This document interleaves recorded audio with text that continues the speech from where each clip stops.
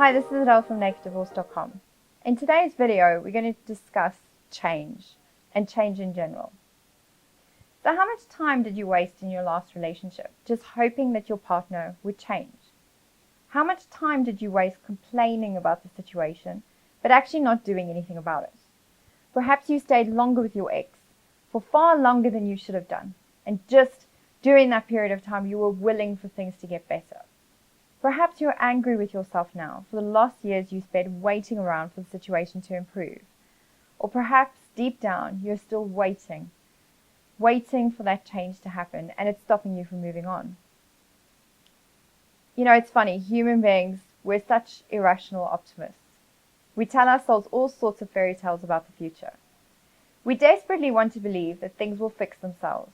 And we're really, really bad at realizing that the only person we can rely on to make our lives better is ourselves. Ultimately, there are only two things we can do to make a tough situation better. We can learn to accept those things that we simply cannot change and stop trying to change them. And we can change the things that are within our control. Now, accepting what you can't change doesn't mean you must throw in the towel and decide that you're doomed to a life of misery. It means you need to be realistic about what you can live with and what you can't. So let's take an example. Jessica and Steve. So Jessica knows that Steve is the last person in the world to do something spontaneous. Left to his own devices, he'll happily just spend the whole of Sunday in the garden with a beer.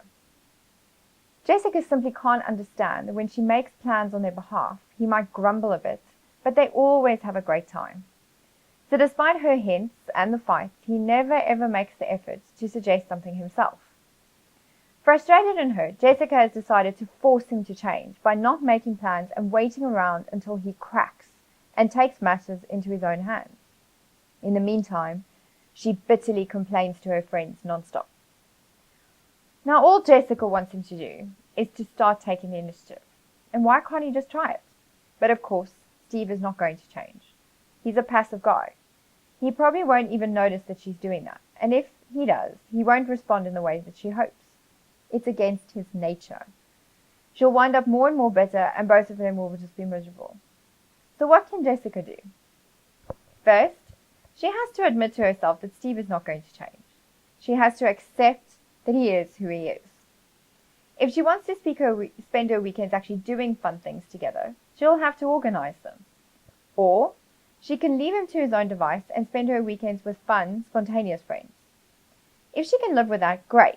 If she's genuinely willing to end her struggle against the situation and stop complaining about it, she can start to feel content with how things are. But what if this isn't good enough for Jessica? Unlike Steve's personality, Jessica's situation is within her control. She can end the relationship and try to find somebody more spontaneous. She can end the relationship so that she could be more spontaneous without a partner. Now, I know what you're thinking.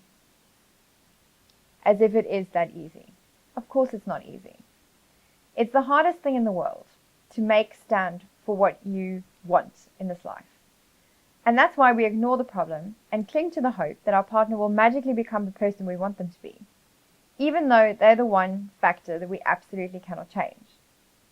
A partner who loves routine will never become adventurous. A partner who is a risk taker will never become cautious. A partner who is cruel will never be kind. And if we don't come to terms with that, it haunts us even after we break up. It keeps us in this agonizing purgatory of wondering, what if? It keeps us going back to people who are wrong for us, and it stops us from moving on. It actually stops you from healing. And it means that next time we find ourselves in the same situation, we repeat the mistakes over and over again. So I can't tell you whether you should accept a relationship with unchangeable flaws or change a situation that's become unacceptable to you. But I can tell you, for your own sake, you have to choose. If you're struggling to come to terms with your breakup or your divorce, or you're feeling like you just can't move on, get in touch with us and take charge of your change. Till next time, it's Adele.